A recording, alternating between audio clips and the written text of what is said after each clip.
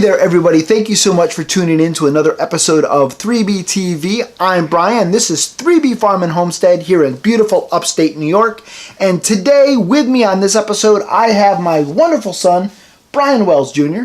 And today with me, I have my wonderful father, Brian Wells Sr. And today, we're talking about chickens. About chickens. That's right, everybody. We are talking about chickens. Brian actually, this year at our county fair, was selected as the Master Poultry Showman of the Year. I was very proud of that. Very proud of that. And Brian actually manages our flock on a daily basis here on 3B Farm and Homestead.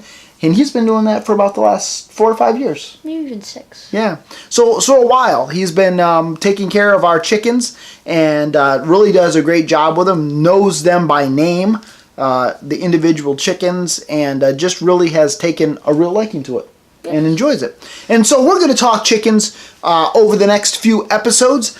On this episode, we just want to talk to you about some of the important things that you should consider if you are starting out with a new backyard flock. Some things that we've learned and some things that we want to share with you to try to help you make a decision, particularly with regards to the types of chickens that you acquire for your farm or homestead, or just maybe it's a backyard flock. So, you ready to do this?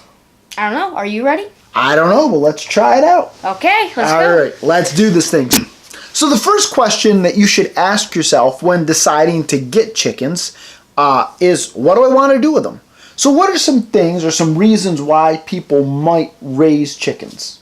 Well, some people use them just for meat, just for eggs. Some people use them for both. Some people raise them for show, and other people actually use them for pets. Absolutely. That's a great list. And other people also use them for maybe some tillage in their garden, maybe turning over their compost pile.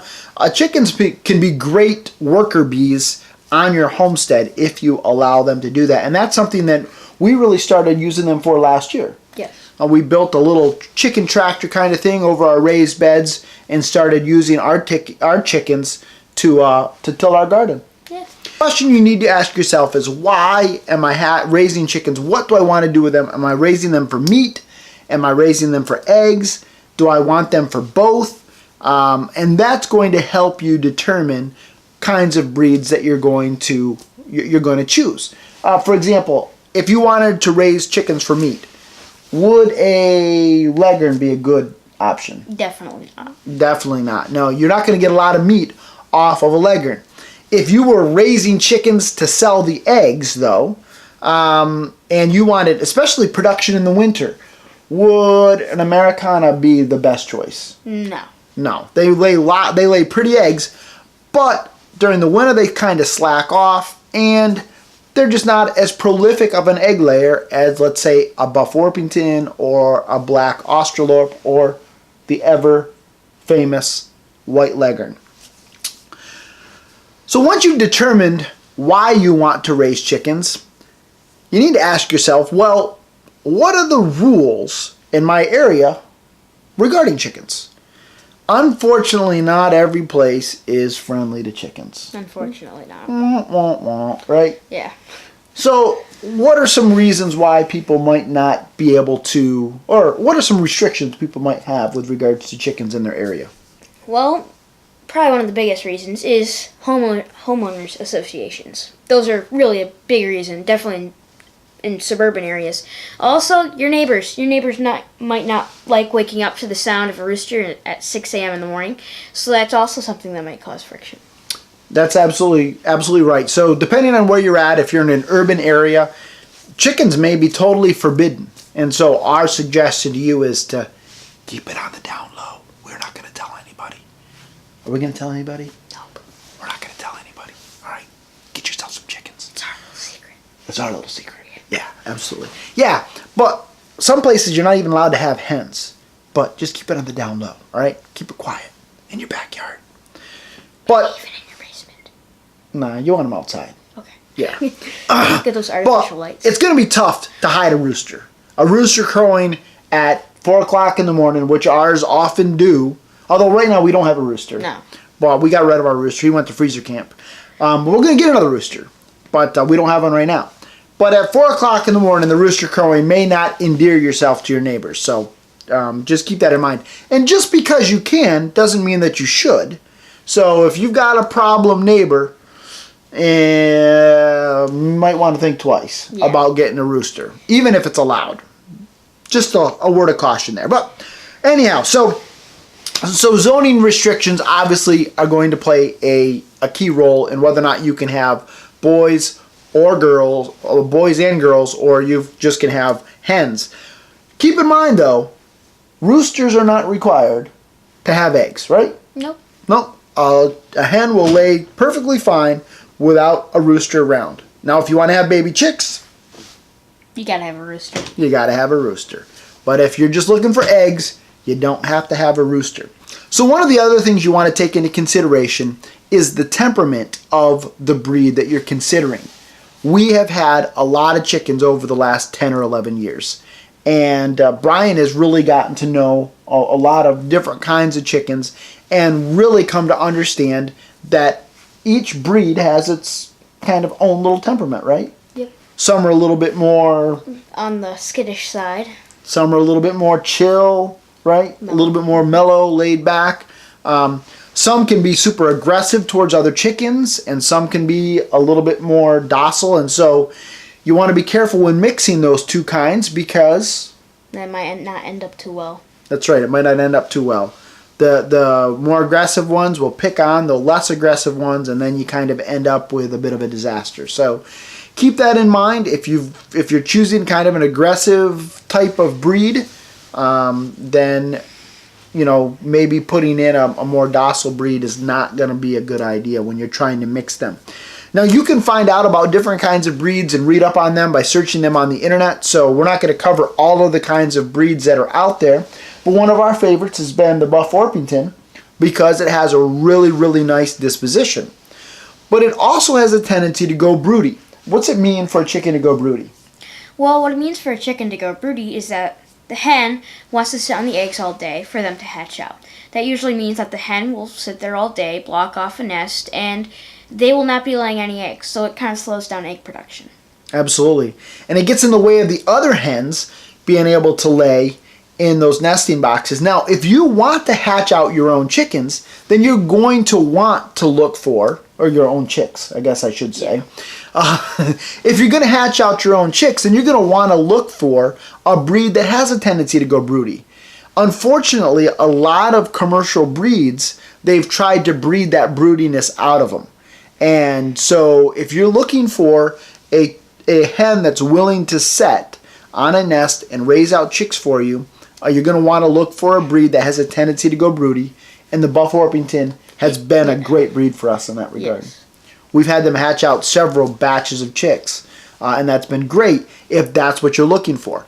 But it can be a pain in the butt, right? If you don't want chicks. Yeah, if you're not looking for a broody hen, it can be an absolute pain in the butt. As Brian said, they'll block off a nest. It keeps other hens from having a place to lay, and they end up having to lay on the floor. Or, it's just trying to get them to break them of that is a pain in the neck. And they also become quite sassy. Yeah, they become kind of sassy. You try to gather the eggs underneath them, and they're pecking at you. And so just keep that in mind. We love our buffs. We're willing to take that risk of them going broody, but just keep that in mind. If you want to raise chicks, you want to look for a breed that will go broody. If you're not really interested in that, you're looking for just straight up egg production, then you might want to go with a different breed. So you've decided what you're going to do with your chickens. You've figured out what your zoning restrictions are, if you have any. You know what your climate is. You've kind of thought about what kind of flock you want to have. So the next question is, where do I get chickens? So what are some places that people might be able to get chickens? Well, definitely one of the more popular ways is through the internet. You can also get them from your local feed store on chick days and stuff. You can incubate eggs from maybe somebody else that has chickens that have fertilized eggs. Or you could buy them from a local neighbor or somebody else in the business. Absolutely. So those are all great ways for you to be able to get a hold of chickens. Now, they all have their pluses and their minuses. If you want to get crazy and start out incubating eggs, obviously you could go that route. I don't recommend that for beginners. But you certainly could. You can actually order fertilized eggs over the internet. You could get them from a local person. But that takes a little bit of skill, a little bit of doing, and it does take some equipment for you to be able to do that. So I don't recommend you go that route if you're just getting into chickens, but it is certainly an option. The next thing, as Brian mentioned, is the internet. You can order chicks over the internet, and they'll actually send them to you through the postal service. Ain't that crazy? It's pretty crazy, isn't it? Yeah. Yeah. Can you imagine ordering a horse and having them ship that? You'd have to use like the entire UPS van. Yeah, exactly. Just be in there, just the horse, no other packages. And a lot of people, it blows their mind, people that haven't grown up around chickens, that they will actually send chicks through the mail. But that's what they do. So you can certainly do that. Now, the downside to that is that you have to order a certain number of birds. So if you're just getting started into chickens and you want to have a small backyard flock, most places it's a minimum of 25. There's a couple of hatcheries I think that'll ship maybe 15, but most places you have to order at least 25 chickens. So if you're not going to go that route, then your local feed store or Tractor Supply, something like that, they usually have chick days. In our area, they're usually what, February, March? Yeah. Somewhere in that area, they'll have chick days, and you can go down and just buy chicks from them. So you certainly could start your flock with older birds, pullets that haven't quite gotten to the egg-laying stage, or maybe some hens that have been laying for a year or two. But a word of caution with regards to that. Know where you're getting them from. Why might it not be the best way to start by getting them from Craigslist or from, let's say, an auction? Well, sometimes the chicken or the chickens could have a disease or they could be defected, and that can be quite a problem sometimes. Absolutely. In fact, recently, Justin Rhodes, the apron-wearing chicken ninja farmer, I think is how he refers to himself, posted a video with regards to this very thing, where he and his wife went to buy some hens, and when they looked at them, they realized that maybe there were some issues, and so they walked away.